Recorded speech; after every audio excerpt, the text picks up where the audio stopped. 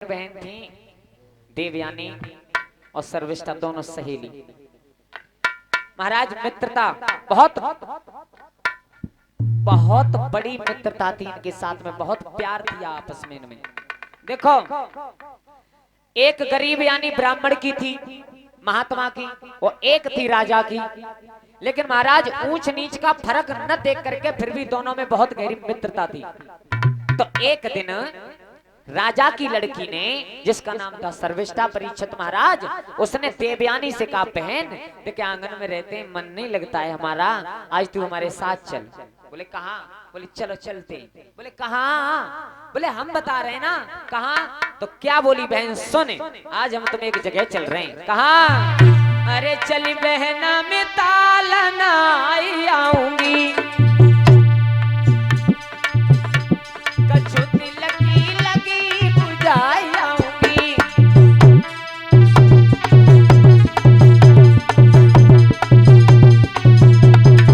अरे कछुती लगी बुझाई आऊंगी, एक कछु कुड़ैयो नार के गाई आऊंगी। चली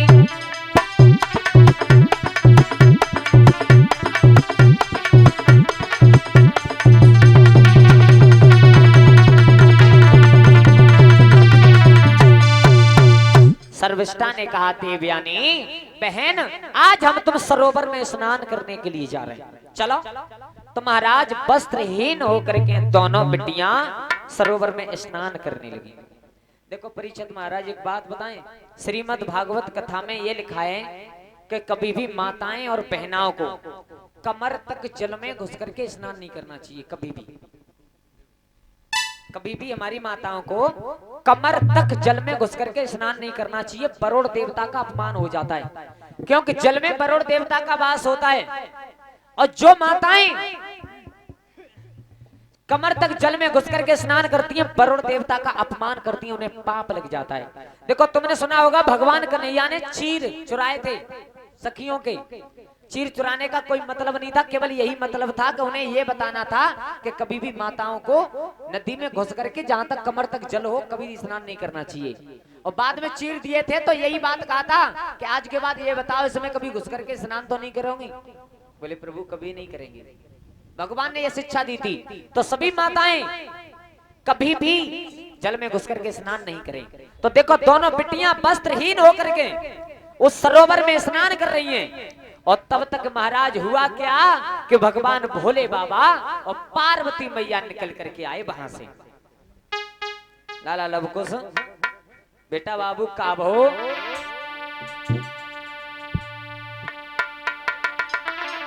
अब भैया चाप थोड़ी देर बाद लगवाइयो, अब ठीक है थोड़ी देर बाद लगाए थे हम बना के। 51 रुपए हमारे पास में भिजवाए हमारे श्रीमान दीपक यादव ड्राइवर जी, इनकी तरफ से आशीर्वाद की कामना करूंगा। महाराज दोनों बिटियां सरोवर में स्नान कर रही हैं, और तब तक के बिटियां और सरोवर में रही नाई, और बोले पार्वती वहां आए। सरोवर में रही नाई, बोले पार्वती वहां आए।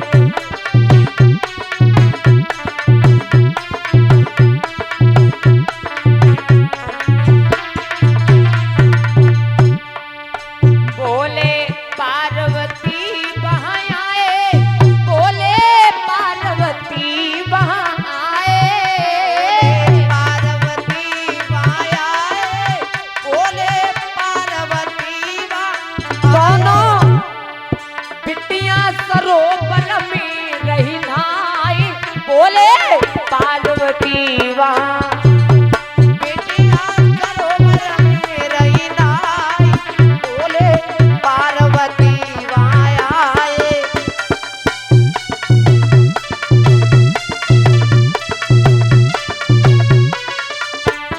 महाराज दोनों बिटियां वस्त्रहीन होकर के सरोवर में स्नान कर रही थी।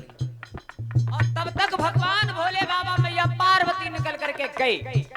तो महाराज जैसे बिटियाओं ने भोले बाबा पार्वती को देखा, दोनों शर्मा गई, बहुत वस्त्रहीन थी।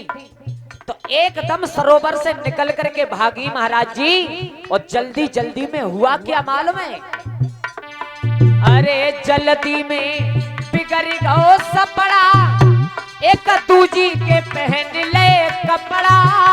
जल्दी में गली को सपड़ा, एक दूजी के पहन ले कपड़ा। महाराज इतनी तेज शर्म महसूस हुई कि दोनों जल्दी में भागी। महाराज देवयानी के कपड़े पहन लिए सर्विष्ठा ने, और सर्विष्ठा के कपड़े पहन लिए देवयानी ने, यानी आपस में पहन लिए एक दूसरे ने। ओए, और महाराज जब इतनो देखो राजा की लड़की ने, अरे सर्विष्ठा गई है खिसियाई, बोले पार्वती आए। अरे सर्विष्ठा गई खिसियाई, बोले पार्वती आए। बिटिया सरोवर में रही नाई, बोले बाबा पार्वती आए। बिटिया सरोवर में रही नाई, बोले बाबा पार्वती आए।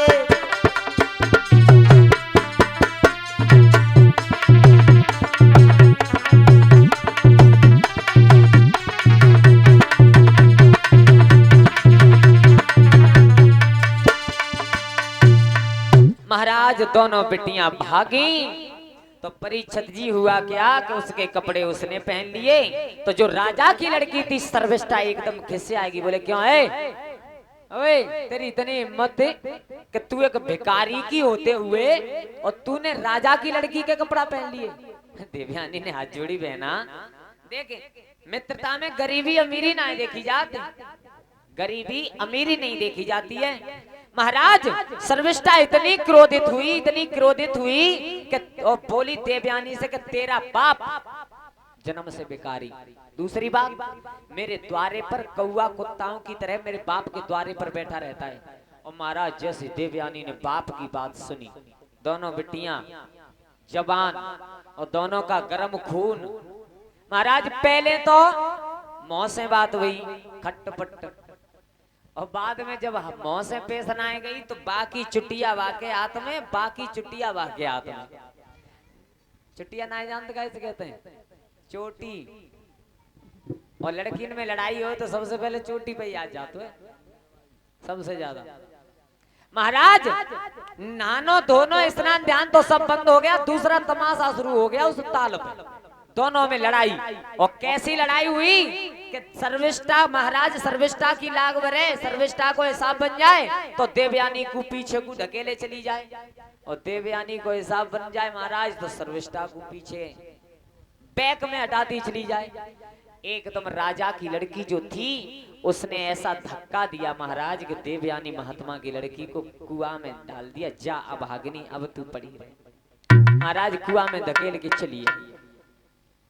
अब देवयानी कुआं में चिल्ला रही हैं, मेरी कोई आवाज सुन रहा हो तो मुझे निकालो। और तब तक महाराज वही जिन याती महाराज की अभी हम चर्चा कर रहे थे, वही याती महाराज जंगल में शिकार खेलने के लिए गए और उसी कुआं के सहारे से निकले। तो देवयानी ने जब घोड़ा के पैरों की आवाज सुनी तो आवाज लगाई, भैया कोई हो तो मुझे निकालो, निकालो मुझे। और चिल्ला करके बोली देवयानी, अरे घोड़ा वाले और बटोही निकल रुक जाइयो रे, मैं तो टेर रही हूँ। घोड़ा वाले बटोही निकल रुक जाइयो, मैं तो टेर रही हूँ। घोड़ा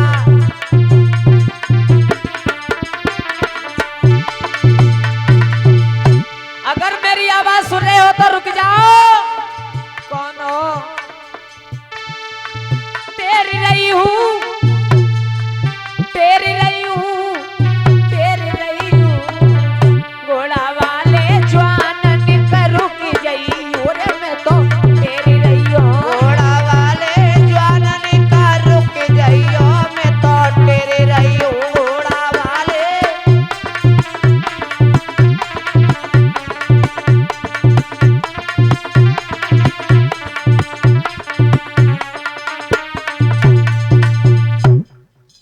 महाराज याती महाराज के कानों में आवाज पड़ी, और हाँ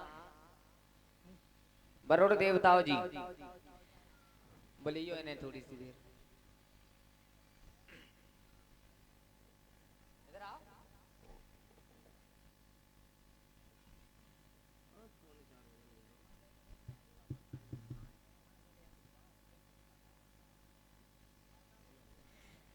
सुखदेव जी महाराज समझाते हैं परीक्षित जी।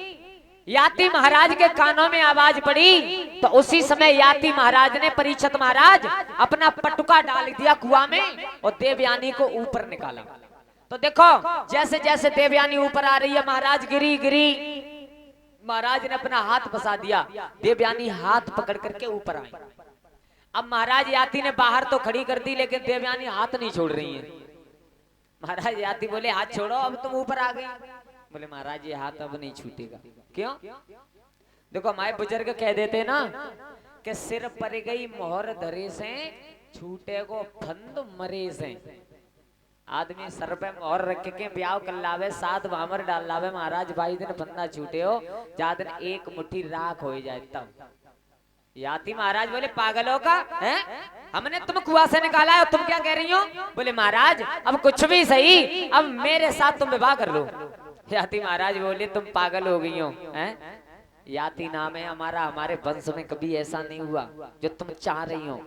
तो याति महाराज झटका दे करके हाथ को छुड़ा करके चले। याति महाराज बोले सुनो तुम्हारे साथ विवाह कर लेंगे, अपने पिताजी से जाकर के बात करना, अच्छी तरीका से गाजे बाजे के साथ में हम आएंगे, तुम्हारे साथ विवाह करके ले जाएंगे। तो देवयानी रो करके बोली महाराज जा रहे हो, जा रहे हो? हाथ छुड़ा करके तो तुम चले गए, लेकिन क्या बोली? अरे हाथ छुड़ाए जात हो निवल जान के मोई।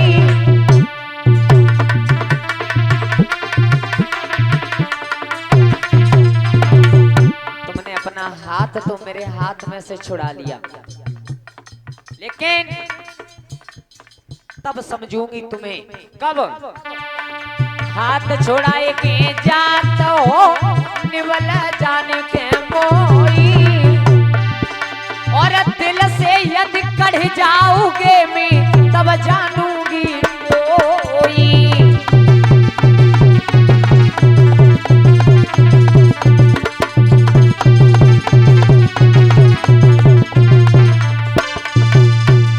महाराज तुमने हाथ तो छुड़ा लिया, लेकिन अगर मेरे दिल से जिस दिन निकल जाओगे उस दिन समझूंगी कि हाँ तुम चले गई।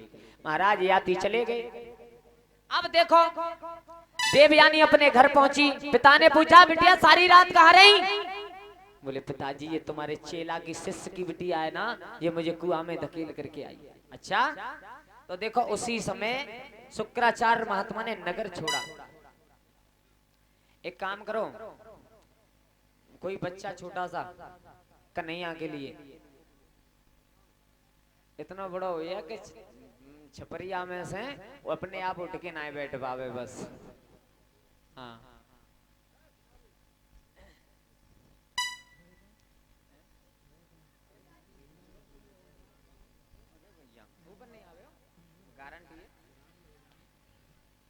बोलिए गोविंद भगवान की। अभी ना है, अभी थोड़ा सा टाइम लगे है, तब तक ये सब फूट जाए बगैर फालतू में, थोड़ी देर बाद।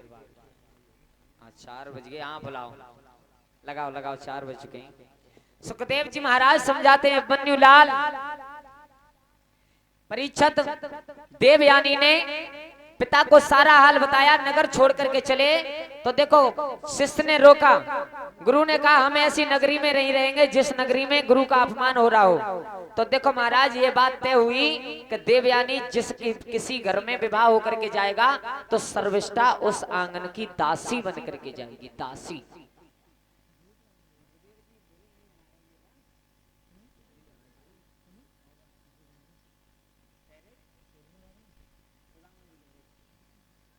दासी बन करके जाना पड़ेगा।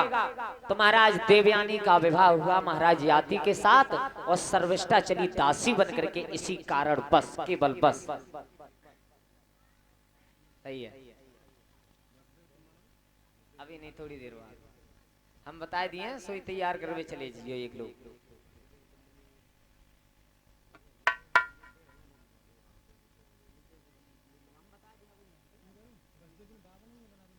हाँ उन्हीं की बात हुई थी। एक काम करो वसुदेव जी,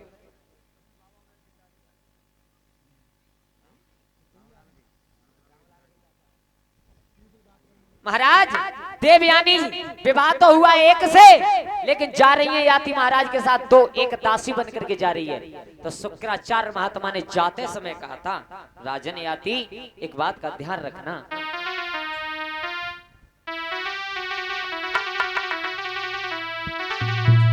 कि विदाई के समय ये शुक्र ने कहा और राजन इसका विश्वास न हो,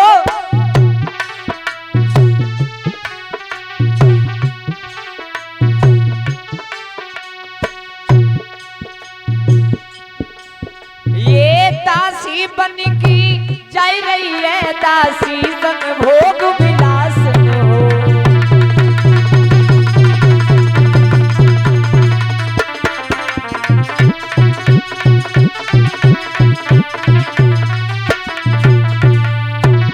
महाराज याति से बोले, महाराज ये जो दासी जा रही है ना, इसके साथ में कभी भोग विलास मत कर लेना, वरना बहुत बुरा होगा।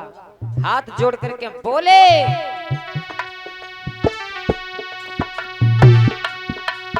तुम बने दामाद हमारे हो, बाबा ने गिरा सुनाई है, जो राजन बात कही तुमसे वैधन सुनो गुरगाई है, राजन बात।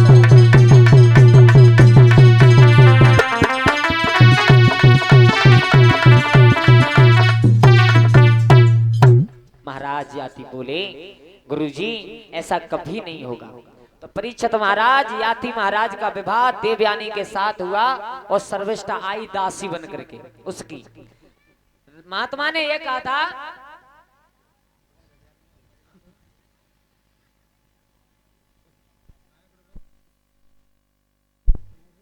इतनी धूप निकल रही है, पानी कहां से आए रो? अमृत की धार टपक रही, मालूम है?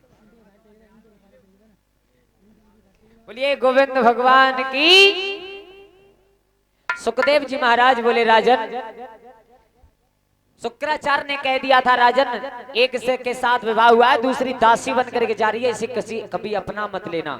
लेकिन महाराज समय कितना हो गया कि देवयानी को रहते रहते महाराज याति के साथ इतना समय हुआ कि दो पुत्र पैदा हो गए, दो बेटा। लेकिन महाराज याति सर्विष्ठा की याद भूल गए बिल्कुल। तो देखो एक दिन सर्विष्ठा छत पर खड़ी हुई और छत पर स्नान ध्यान करके अपने केस सुखा रही थी, और तब तक नजर पड़ गई याति महाराज की। याति महाराज ने देखा, भगवान ये इतनी सुंदर और मेरी छत पे, मेरे भवन में, और मैंने कभी इसे देखा नहीं। आवाज लगाई, इधर आओ। महाराज सर्विष्ठा ने देख करके याति महाराज की तरफ पीठ फेर ली। याति महाराज ने की, इधर आओ, फिर चली जाना। तो देखो सर्विष्ठा उतर करके आई और याति महाराज की तरफ पीठ फेर के खड़ी है। याति महाराज बोले, कौन हो तुम? सुनाई ना दे रहे हो का? सुनो, का कह रहे? ये बताओ, हमारी तरफ पहले तो मुख करो, अपना चेहरा करो हमारी तरफ। तुम्हारी तरफ? हाँ। बिल्कुल नहीं। काहे? मतलब हम इतने बुरे दिखाई दे रहे तुम्हें? तुम्हें कितना बुरा जा, दुनिया संसार में कोई आदमी नहीं। क्यों? जो पागल हो गए हो क्या? हैं? पहले तो अच्छा ये बताओ, हम में बुराई क्या है? राजाएं हम यहाँ के और तुम हमारे भवन में रह रही हो और फिर भी हमारी तरफ देख नहीं रही हो। अच्छा ये बताओ बात क्या है, वो बताओ। राजा हो तुम? हाँ। है? हाँ। एक बात बताओ, विवाह होकर के आता है, हाँ। कन्यादान में जो भी मिलता है,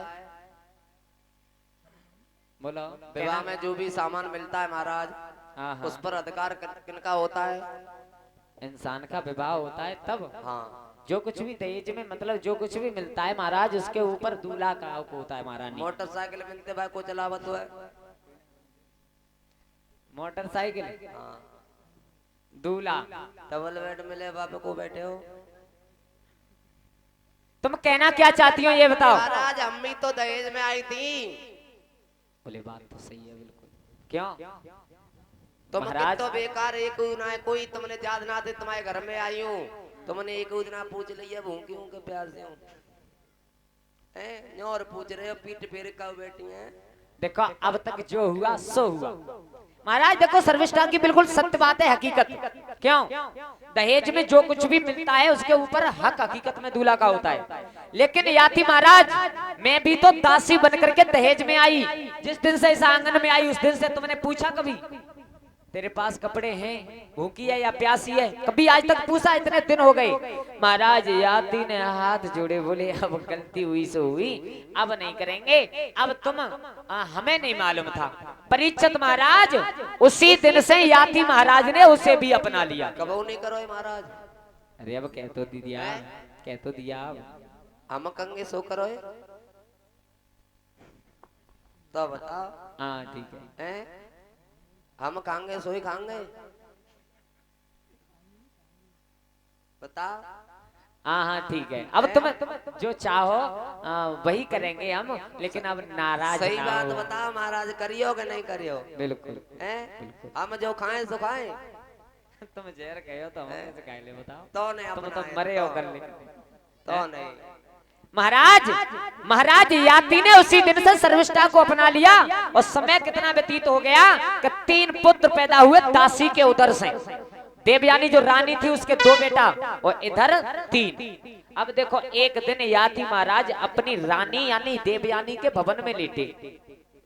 तो महाराज इस बात को तुम जानते हो कि छोटे छोटे बालक होते हैं ना वो ऊधम बहुत करते हैं।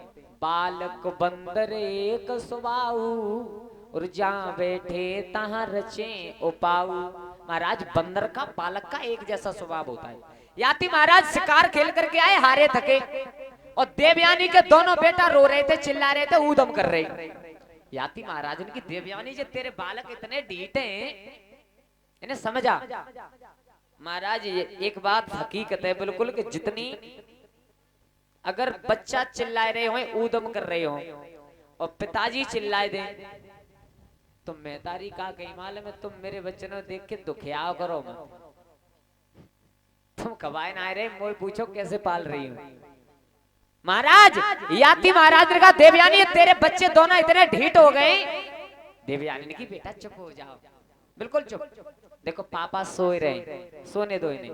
महाराज बच्चा थोड़ी देर चुप भये और थोड़ी देर के बाद बच्चों का तो स्वभाव होता है। महाराज याती की थोड़ी सी आंख लग पाई, थोड़ी सी नींद आई, तब तक बच्चा फिर ऊधम करे। याती महाराज की नींद खुली। बोले देवयानी मैंने 2 बार कह दिया तेरे बच्चा इतने ढीठ हैं, कह ना सकत। देवयानी की लाला चुप हो जा, बिल्कुल ऊधम नहीं करते हैं, देखो पापा नाराज हो जाएंगे। और महाराज याती की तीसरी बार फिर आंखें लगी और तब तक बच्चन ने फिर ऊधम करो। याती महाराज बोले देवयानी ये तेरे बालक इतने ढीठ हैं, 2 इतने तो बाकी 3 ना कह पाई, तब तक तो पकड़ लो। बता 3 कौन सी के? 3 कौन सी सौत है ताकि 3? महाराज जी ये बात हकीकत है, पत्नी घर में भूखी रहना मंजूर कर सकती है, लेकिन घर में सौत कभी बर्दाश्त नहीं कर सकती, कभी भी। याती महाराज बोले भगवान ये तो बहुत बड़ी भूल हो गई आज हमसे। बोले कुछ नहीं हमारे मुख से निकल गया। बोले वैसे ही नहीं निकला, ये बता 3 है किसकी? महाराज छत पर चढ़ेगी, गिर जाऊंगी, मर जाऊंगी। देखो माताओं की ये एक सबसे बड़ी धमकी होती है, क्या पति से कुछ बात हो जाए, भैया तुम्हारे आगे नहीं कह रहे, यहाँ तो सब बढ़िया है, बुरी मत मानना, कोई यहाँ की बात नहीं हो रही है। अगर पति से कोई बात हो जाए तो सबसे बड़ी धमकी तो ये होती है कि थोड़ी देर रुको, मेरे 4 भैया हैं, अभी फोन करके बुला रही है सबसे पहले। दूसरी बात, अगर सासु मैया ने कछु कह दी बहू से, मर जाऊंगी फांसी लगाए के और तुम्हारे पूरे कुनबा को जेल में डरवा दूंगी। दूसरी धमकी।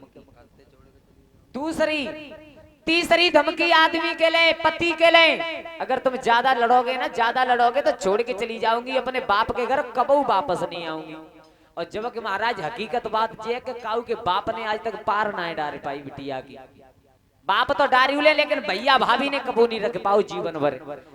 जितना पति के यहाँ सुख मिलेगा उतना भैया भाभी के यहाँ कभी नहीं मिल सकता। माताओं की एक कमजोरी होती है हमेशा। देवयानी भागी, मर जाऊंगी, जिंदा नहीं रहूंगी, फांसी लगा लूंगी। महाराज याती पीछे पीछे भाग रहे, परमेश्वरी नाराज ना हो। ये बताओ तीन किसके? बोले देखो जो दासी बन करके आई थी ना, वो एक दिन रो रही थी बहुत, तो हमने अपना लिया है उसे। महाराज देवयानी साड़ी पहन के तुरंत अपने बाप के पास पहुंची और बाप से कहा, पिताजी जो दासी बन करके गई थी उसे महाराज ने अपना लिया है, तुम्हारा वचन झूठा कर दिया है। उसी समय श्राप दे दिया। श्राप कौन सा दिया? अरे राजा तेने खाओ नहीं आपो,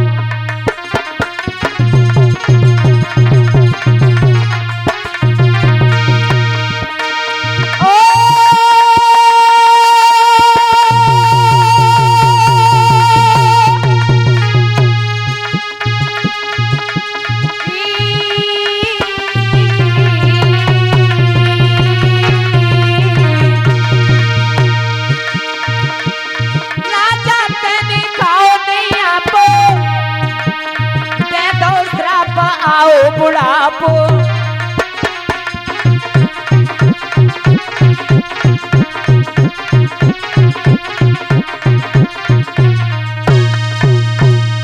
महाराज ने श्राप दे दिया। बाप ने कहा जाओ महाराज याती, तुमने अगर मेरा वचन झूठा किया है तो ये मेरा वचन है कि इसी समय तुम वृद्ध हो जाओ। महाराज बुढ़ापा आ गया। और देखो ये बात हकीकत है परीक्षित जी कि बुढ़ापा एक अभिशाप होता है इंसान के लिए। देखो महाराज ये दो चीज ऐसी होती हैं कि तुम उन्हें मालूम है तुम्हें जहां रहोगे तुम वहां ढूंढ लेगी। उसे सब मालूम है तुम कौन से देश में रह रहे हो, कौन से प्रदेश में, उसके कौन से शहर में, कौन से गांव में, कौन से मोहल्ला, कौन सी गली, कौन सा मकान को कौन सा कमरा, उसे सब मालूम है। महाराज टाइम से अपने आप आ जाता है। क्या? एक बुढ़ापा और दूसरी मौत। अपने आप ढूंढ लेते अपने आप हमेशा। लेकिन महाराज ये बुढ़ापा एक अभिशाप होता है हमेशा। कैसा अभिशाप होता है? बुढ़ापे तोय आए मोय हानि, घर के शंका सब करें बैरी नहीं माने आन। इंसान के ऊपर बुढ़ापा आ जाए ना तो महाराज ना तो दुश्मन उनसे डरता है, घर के सब लोग शंका करने लगते हैं हमेशा ये बुढ़ापा। और जो जवान बेटा बुजुर्गों को देख करके महाराज हंसते हैं, वो एक बात भूल जाते हैं कि जो आज तुम्हारे सामने बुजुर्ग है ना, तुम भी किसी दिन ऐसे होने हो जरूर। हकीकत है ये, बिल्कुल सच बात, बिल्कुल सच। उनके सामने भी आना है लेकिन भूल जाते हैं। महाराज हमारे बाबा जी एक बात कहते थे कि बेई अंगना बेई देहरी और वही ससुर के गांव, बहुअर बहुअर कहते थे पड़ो डुकरिया। महाराज वही तो गांव है तालेपुर, और वही आंगन वही देहरी। एक दिन मुंह देखवे के पैसा मिली, जा दिन ब्याह हो के आओ ता दिन मुंह दिखाई पैसा मिली। और आज चौथापन आ गया तो महाराज कोई चेहरा देखवे राजी ना है, नाती बेटा।